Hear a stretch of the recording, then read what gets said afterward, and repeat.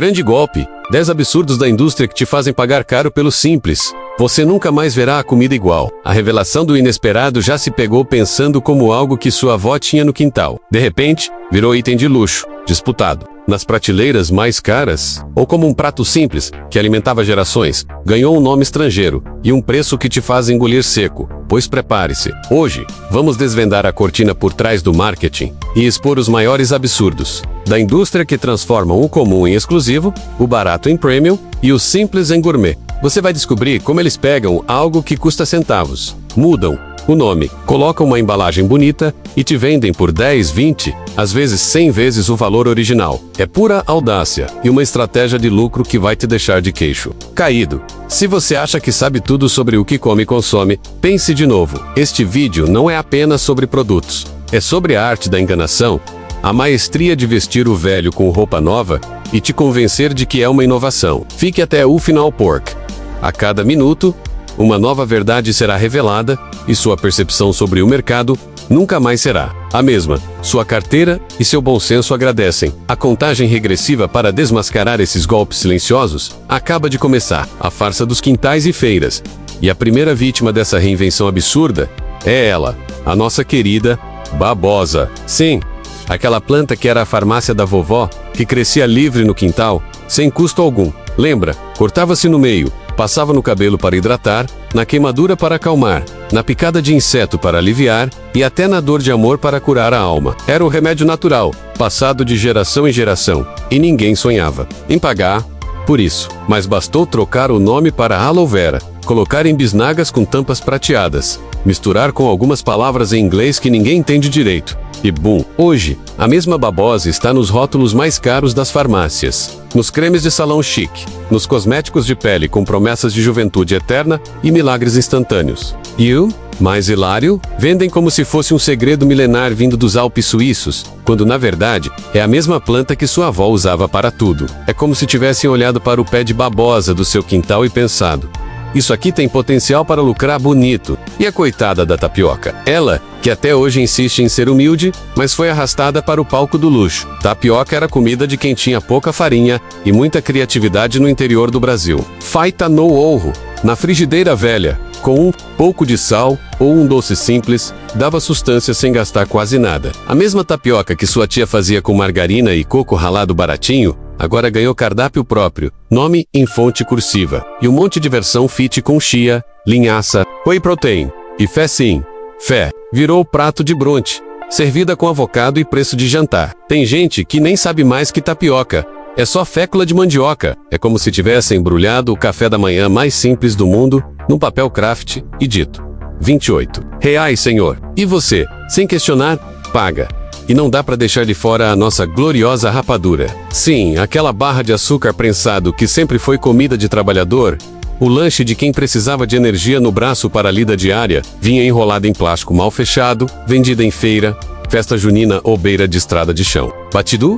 E agora é a açúcar mascabo prensado artesanal. Tem loja de produto natural, vendendo como se fosse trufa belga. Já vi potinho com 5 mini pedaços de rapadura custando mais que uma torta inteira. E ainda vem com rótulo que diz sem conservantes, como se a rapadura original, que é puro açúcar, algum dia tivesse precisado de química. É puro teatro gourmet. Pegam o doce de roça e vestem de boutique.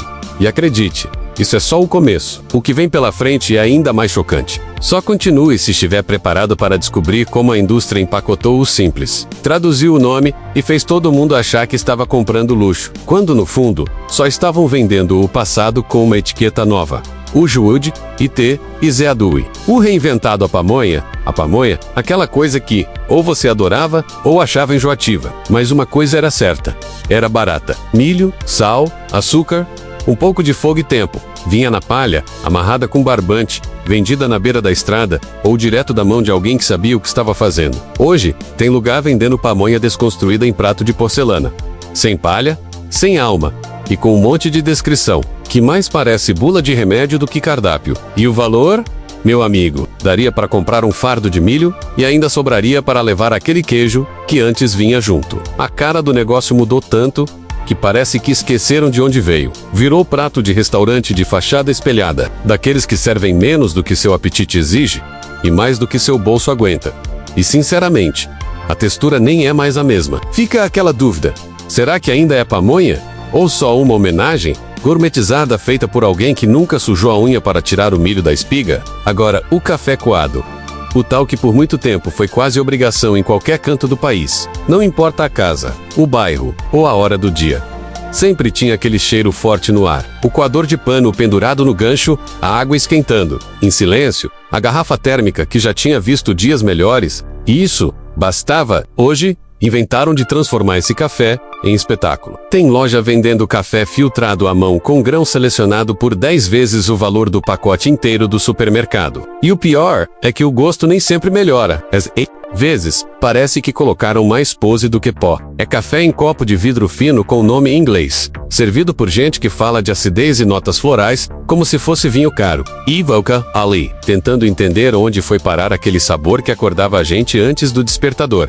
Mas nada supera o absurdo da água com gás e limão, que virou soda italiana. Essa me pegou desprevenido. Sempre tomei isso como plano B, quando acabava o refrigerante. Água da torneira gelada, um esguicho de limão, um pouco de açúcar e vida que segue. Hoje, colocam isso numa taça, jogam os cubos de gelo com hortelã e te entregam com cara de estar servido. Excelência. O nome vem escrito em lousa, parece bebida de Nobela, e o valor é inacreditável. É o tipo de coisa que te faz olhar para o garçom e pensar se você não pediu algo errado, porque pagar quase R$20 numa água com gás que nem mata a sede direito, parece piada mal contada. Mas virou tendência. Todo lugar quer ter no cardápio, como se fosse símbolo de sofisticação, quando na real não passa de uma receita reciclada com marketing em cima. E a gente paga às vezes porque quer se sentir incluído, outras vezes porque só tem aquilo. Mas no fundo, é como se alguém tivesse pegado sua receita do improviso e te cobrasse para devolver. É isso. Pegam o que já existia, trocam o nome, botam uma embalagem ou uma explicação enrolada, e o que era comum vira produto que exige justificativa no cartão de crédito. E o mais triste, tá cheio de gente batendo palma. Oh, Simple Skill. Virou luxo e o golpe da história.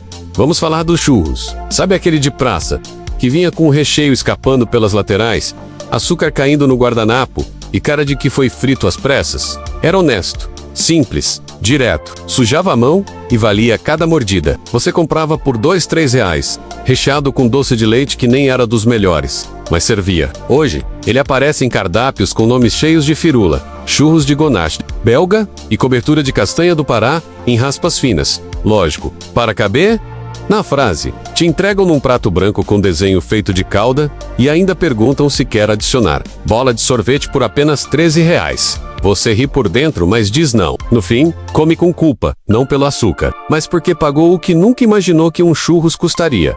Agora me explica a mandioca, a mesma que sempre apareceu no prato de boteco, no caldo, na fritura, no churrasco da laje. Raiz bruta firme, com gosto de casa cheia. Sempre barata, sempre disponível. Mas agora virou yuca. Isso mesmo, tiraram a letra M, colocaram um Y, escreveram com C. E pronto. Tá aí o novo item da moda. Já viu o preço dos chips de yuca? Um saquinho com fatias fininhas, com mais ar dentro do que mandioca, que você termina de comer antes mesmo de entender que começou. E não tem nada demais. É a mesma mandioca, só que servida como se fosse aperitivo de restaurante europeu. Se bobear, chamam de experiência sensorial crocante de raiz nacional, sendo que até semana passada era só mandioca frita com sal.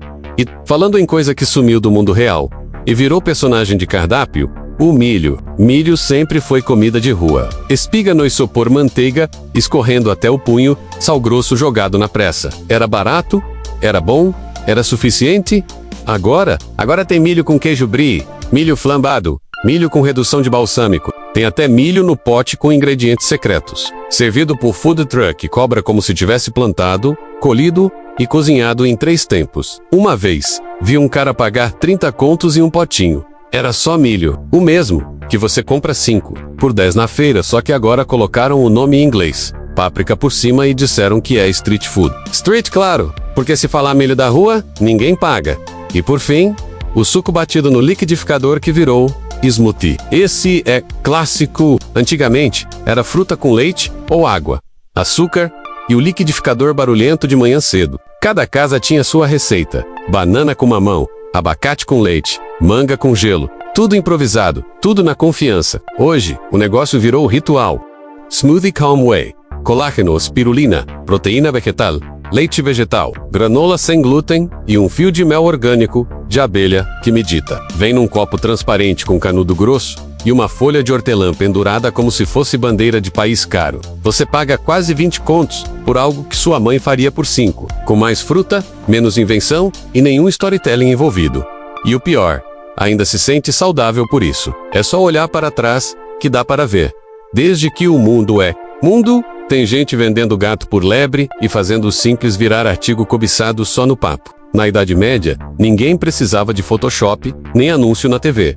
O truque era mais velho que os castelos daquele povo. Imagina a cena, uma feira barulhenta, cheia de barracas de tecido, cheiro de cebola no ar, gente gritando o preço de peixe, pão seco, um amontoado de crianças correndo e um monte de curioso em volta de qualquer coisa nova. No meio desse furdunço, sempre tinha alguém esperto que chegava cedo, só para garantir um espaço bom. A pessoa montava o tapete no chão, arrumava umas quinquilharias e começava o espetáculo. Pega, por exemplo, uma pedra bonita dessas que a gente acha no rio. O sujeito lavava, esfregava com um pano até brilhar, enfiava no bolso e saía dizendo que aquilo tinha vindo de um lugar sagrado lá longe, onde ninguém do vilarejo jamais iria pisar. Contava uma história diferente para cada freguês. Para um, era a pedra que garantia colheita farta. Para outro, espantava a peste da casa. A pedra era só pedra, mas virava motivo de briga no mercado se alguém duvidasse. O vendedor chamava um amigo para fazer teatro, fingir interesse e até chorar para comprar. A fila crescia rapidinho, e todo mundo levava a pedra igual para casa, achando que estava levando um pedaço do segredo do mundo. E tinha mais. Na banca de comida, nada de receita especial. O caldeirão era sempre igual.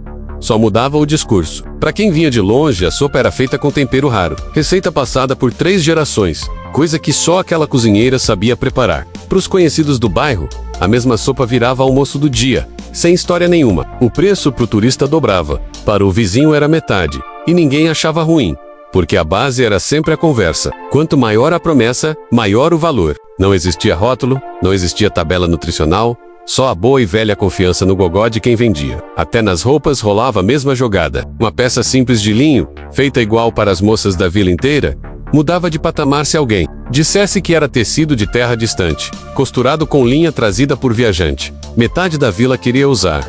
E de repente, aquela roupa que antes ninguém ligava, virava item disputado, com valor multiplicado, só porque um sujeito teve criatividade para inventar moda. A brincadeira era essa: transformar o comum em coisa disputada, usando só o verbo, a lábia e um pouco de cara de pau. E ninguém queria ficar de fora. Sempre tinha um que inventava vantagem, dizia que funcionou, espalhava boato, fazia crescer a fila do próximo mercado. Era um efeito dominó, todo mundo querendo um pedaço da novidade, mesmo que na prática fosse só pedra lavada, sopa ou pano rebatido. Sei parar. Para Penser. A diferença de hoje para antigamente é só a embalagem. A esperteza é a mesma. O resto é maquiagem. Vender aquilo que todo mundo já conhece como se fosse raridade, só para ver quanto dinheiro dá para arrancar dos desavisados. E enquanto isso, o verdadeiro truque sempre esteve ali no meio da feira, bem debaixo do nariz de quem jurava que estava levando vantagem. Como não cair nessa armadilha no fim das contas, não tem mágica. O jogo é antigo. Pegam o que é simples, mudam a história, trocam o nome, fazem um alarde e dobram o preço. E se ninguém para pensar, segue tudo igual, só muda a fachada. O primeiro passo para não cair nessa é parar de comprar pela embalagem ou pela conversa. Sabe aquele papo bonito photo, arrumada, nome e mim? Esquece, pergunta o que realmente tem ali, de onde veio, o que mudou. Se no fundo for o mesmo produto, não tem motivo para pagar mais caro só porque alguém inventou moda. Outra dica: confie no próprio gosto. Tem coisa que nunca precisou de frescura para ser boa. Não deixe ninguém te convencer que só é bom se custar caro, ou vier com um rótulo cheio de palavra difícil. Quer tomar café? Faz o de sempre, sem vergonha. Vai na pamonha da esquina, não naquela servida em prato quadrado. Compra rapadura de feira, não em embalagem transparente de supermercado. O sabor verdadeiro não muda só porque botaram preço ou glamour em cima. E é bom abrir o olho da próxima vez que aparecerem com lançamento exclusivo de alguma coisa que sempre existiu. Lembra desse papo aqui? Experimenta perguntar: quanto disso é invenção?